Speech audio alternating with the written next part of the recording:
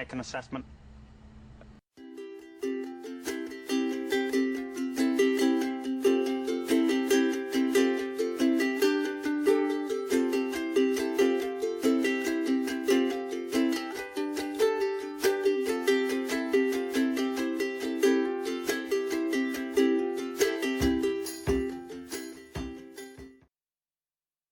Followed the Roman plan, which was you either truly conquer or you come to terms with it as an independent thing of its own.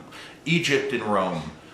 Okay. Rome recognized Egypt's necessity because of the grain production and a lot of the shit that was happening, but it had no ability to be able to truly conquer it. So it had to create a strategic alliance where Carthage was decimated and the earth was salted. You know, it's the difference in the two sort of viable plans of how do you go about world politic. And in this day and age, it's sort of, I think the Civil War made that sort of weird incongruity of like having people who have lost wars, but they get to stick around. Because World War II had that. I mean, well, World War I and World War II were both instances where Germany suffered a massive amount of reparations, but they were effectively allowed to maintain. They weren't annexed into a Greater Brit state. They weren't made Dutch. They weren't changed in a way that previous history, like annexations of land and conquering. Genghis Khan made all of the land that he could his land, you know? And Genghis Khan, if we're using more proper terminology for what his name is, because Dan Carlin, he'd give me shit for not saying it the right way. Right. I think that's a really big thing with where we're at in regards to this moment in time, because it's very rare that you have such an internal moment of strife like what the Civil War represented, allow it to then like basically continue to exist in a way that there was really no like massive oversight. It was just there was change.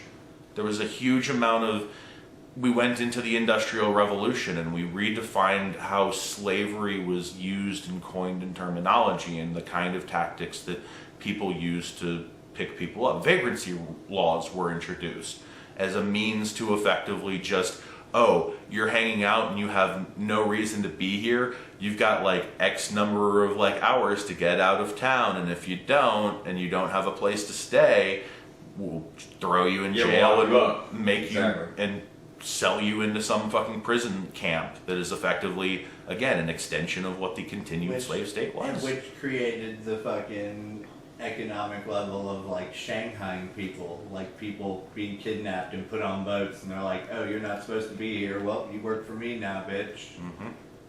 That makes sense. Kind of like the whole premise of like, if you watched an old school, you've probably seen this movie, like Once Upon a Time in China, where the American colonists come over to China. They're like, "Oh, this is when the gold rush was happening, right?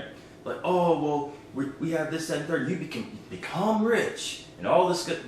And then they finally get there on the boat, and then you're like, no, I've been sold into doing this railroad. What the fuck's a railroad? What do you mean I can't go home? Mm-hmm. Yeah, here we are. Shanghai.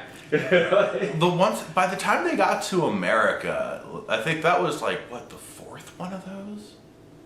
Something along those well, because they were still in China. Like, the first one was they were in China, and the chick who had been to America came back. And it's Auntie 13. Yeah, and it's like the whole like trying to get comfortable with what her Americanization is, and the fact that, not Yu Ping, but Wong Fei Hong actually has feelings for her, and it's not just oh, you're going to be cousin. It's like you're going to be wifey cousin, auntie, or whatever the hell it is. Extra weird for no reason, but I mean, well, that's also just, again, it's sort of the idea of like, you can't really look too bad at other cultures when it's like, okay, if the only thing you have in is available meat source is cat, you can't really hate too hard if they're eating cats.